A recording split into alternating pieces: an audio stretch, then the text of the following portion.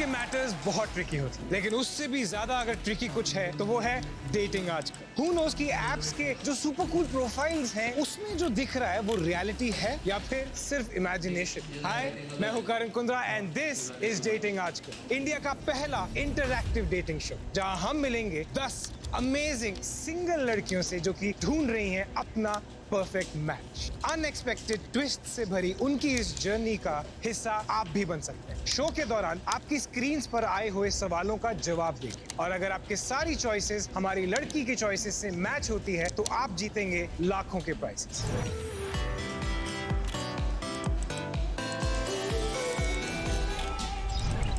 कल group date में नीत के सामने रिवील हुए कुछ शॉकिंग सीक्रेट्स और अब उन्हें आदित्य, अमन और दानिश के बीच में से चुनना है 2 लड़कों को। कौन होगा वो जो इस स्टेज तक आकर होने वाला है ब्लॉक?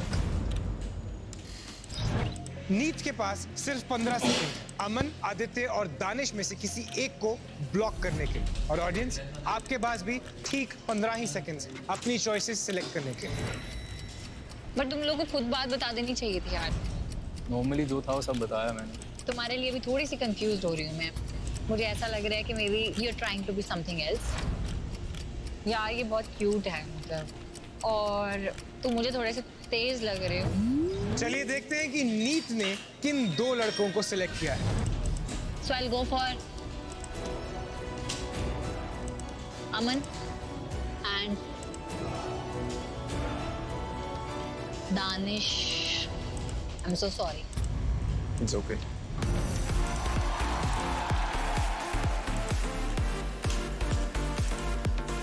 क्या बात है, अमन एंड आदित्य। दानिश बहुत एफर्ट नहीं कर रहा था, थोड़ा डिसइंटरेस्टेड ही लग रहा था, थोड़ा सा वैसे वाली उससे वाइब आ रही थी मुझे लगता है कि मेरे रिजेक्शन का जो रीजन था वो म्यूचुअल था, क्योंकि मुझे भी उसके साथ कोई वाइब नहीं आ रही थी और उसको भी मेरे साथ कोई वाइब नहीं आ रही थी। नीत, यस। क्यों चूज किया इन दोनों को? इन दोनों में थोड़ी सी मुझे वो वाइब लगी, थोड़ी कनेक्टिविटी लग रही है कि हो सकता है। तो अमन में क्या दिखा? अमन मतलब थोड़ा इम्प्रेसिव है, बातें बातें सही करता है और फिट है। सबसे बड़ी बात ये है कि जैसे इसने हैंडस्टैंड के पुशअप्स किए हाँ, थे। वो सब किया। तो मुझे ये सब मुझे भी करना अच्छा लगता है, तो मुझे ये है कि हम मे भी साथ में कर सकते हैं। और आदित्य? आदित्य ये है कि थोड़ा फ्लर्टी है ये। तो मुझे थोड़ा सा फ्लर्टी लड़के अच्छे लगते हैं, मतलब नॉट बोरिंग, मतलब बहुत ज्यादा ओवर द टॉप भी नहीं। तो और ये इसने मुझे बहुत हंसाया, so he made me laugh basically. Guarantee दे रहे कि हीमोग्लोबिन डबल है इनका शो का। सो मैं बहुत, जब भी इससे बात की तो I was really happy. Okay. Neet, आपकी fast and furious love story में काफी कुछ हो रहा है। Flirting, fun, haemoglobin, action, drama, लेकिन अब काफी कुछ बदलने वाला है।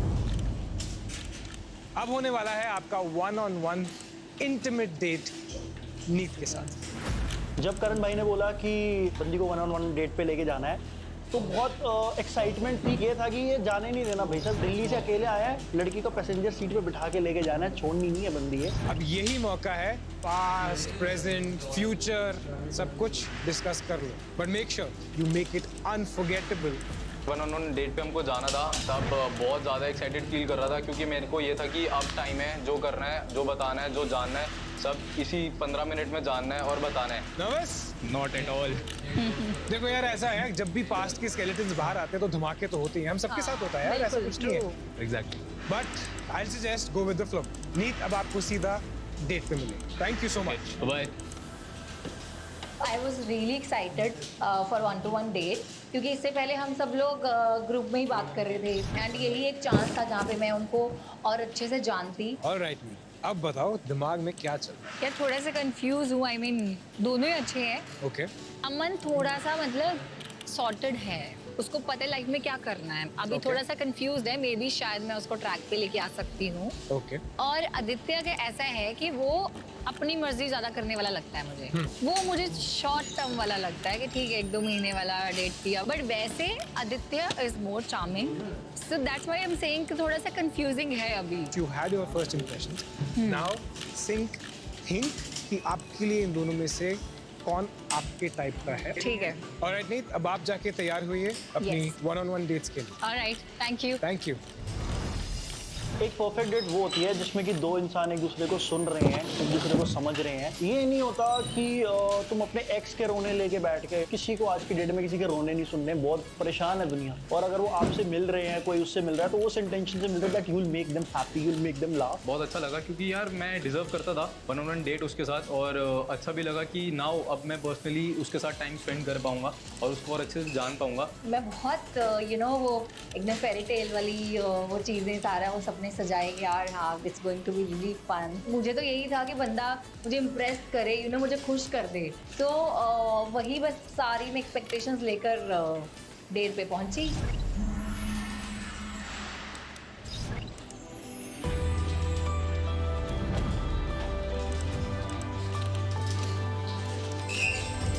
So finally finally happening. मैं तो आपसे बस ये चीज़ पूछ रहा हूँ कि आप पहले फर्स्ट ऑफ ऑल मुझे ये बताओ, तुमने मुझे कॉम्प्लीमेंट तो दिया नहीं, मतलब मैं सुंदर नहीं लग रही हूँ? आप लड़की नहीं लग रहे ना, आप तो परी लग रहे हो।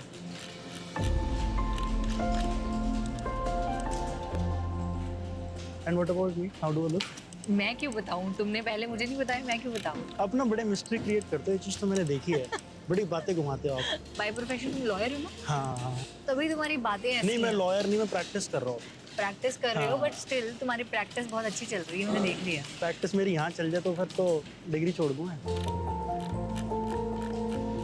चलो ठीक है, वो सब छोड़ो। मैं तुम्हें एक स्टेटमेंट देती हूँ, ठीक है? मुझे ये बताओ कि मैं करियर को लव से ज़्यादा प्रायोरिटी दूंगी या फिर लव को करियर से ज़्यादा प्रायोरिटी दूँ? इन दोनों में से एक पे- ट्रू है और एक फॉल्स है। देखो, करियर और प्यार को बराबर रख नहीं सकते, दो चीज़ें कभी भी एक साथ मुश्किल चलती हैं। बट अगर आपको ऐसा क्वेश्चन नहीं है, है। बात तो सुनो, एक मेरे को बोलने तो दिया तो। तुम बोलते तो इतना हो, हाँ, तो मैं- मुझे तो बोलने नहीं देते हाँ, तुम। तो फिर मेरी बात सुनो। हाँ। आई थिंक कि अगर आपको ऑप्शन मिल रहा है कि आपको बराबर रखना है तो प्लीज़ बराबर रखो। बट वहाँ पे अगर कोई चीज़ आ रही है तो आई थिंक करियर ज़्यादा इंपॉर्टेंट होना चाहिए। वो चीज़ जो तुम्हें पेट भर रही है या रोटी ला के दे रही है या जिससे तुम्हें इज्जत मिल रही है। हाँ यार, इम्प्रेसिव यार, मतलब तुम्हारी बातों में तो दम है। सही बोला तुमने। मैं और विनोद खन्ना। नहीं, तुमने सही बोला। करियर। मैंने आदित्य को जब एक डील ब्रेकर सवाल पूछा था, वहाँ से मेरी पॉजिटिव वाली लाइट थोड़ी सी जल गई, क्योंकि उसने मुझे बोला कि यार तुझे करियर पे फोकस करना चाहिए। तो वहाँ पे लगा कि यस, कि गॉड मी नाउ। हम वहाँ बैठ के बात करें, यहाँ थोड़ा दूर दूर बैठेंगे। आओ बैठो। जब नीत ने बोला कि आके काउच पे बैठते हैं, मैंने कहा वाह यार, बंदी तो ये लेट है। Because she wanted to sit closer to me, she wanted to feel how I smell. बहुत अच्छा लगा था यार। हाँ, मैं तुम्हें एक, तुमने मुझे करियर को लेके बात बोली है ना, तो मैं तुम्हें एक चीज़ और पूछूंगी। तो ये बताओ, अगर जैसे कल को तुम्हारे मॉम डैड को हाँ मेरा प्रोफेशन नहीं पसंद आता, और वो कहते हैं कि हम नहीं चाहते कि तुम किसी इस प्रोफेशन की लड़की को डेट करो, फिर क्या करोगे? मेरी माँ डॉक्टर है, फादर मेरे इंजीनियर है, और मेरी मम्मी कभी भी किसी के प्रोफेशन को लेके ये नहीं बोलेगी यार ये मॉडल है, इससे बातचीत मत कर। अगर मेरी माँ से तुम मिलते हो और वो कहती है यार ये लड़की बहुत बढ़िया है, जेन्युइन है, जो कि मुझे लग रहा है वो जैसे तुम बात कर रहे हो, जो लड़की ये बोल रही है, मैं अपने माँ बाप का सोचती हूँ, मेरे माँ बाप के भी तो सोचेगी। अगर उनको इन केस प्रॉब्लम हुई तो यू विल टेक स्टैंड या for I will take stand.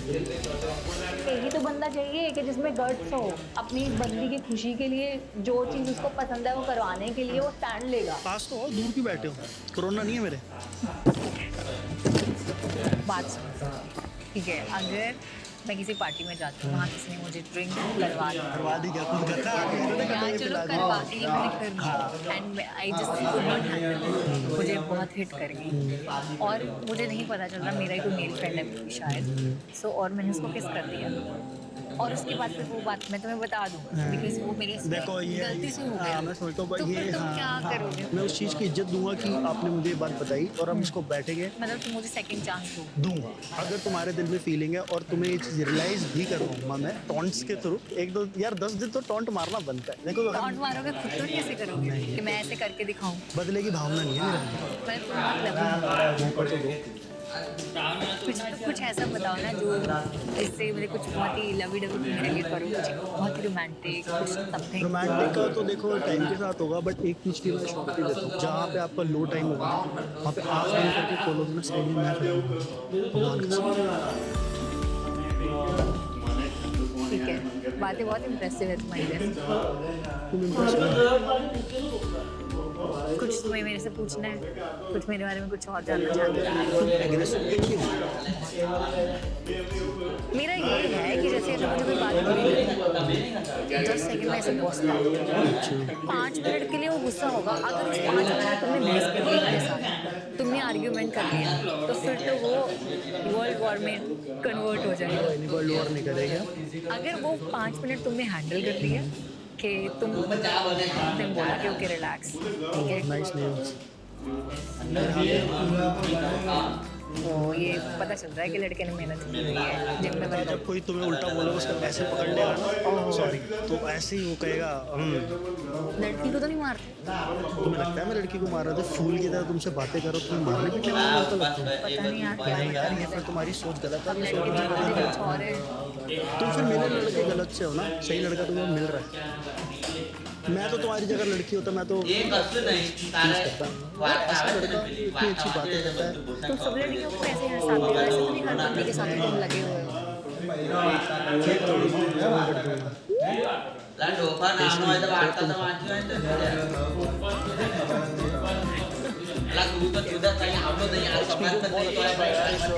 Healthy conversation हुई हम दोनों के बीच में। लड़की की भी सोच मेरे से मिल रही थी, काफ़ी हद तक सोच मेरे से मिल रही थी। बहुत सुंदर लग रही थी वो एंड मेरे को पूरा विश्वास था कि जितना स्मार्ट मैं लग रहा हूँ उतनी ही सुंदर लग रही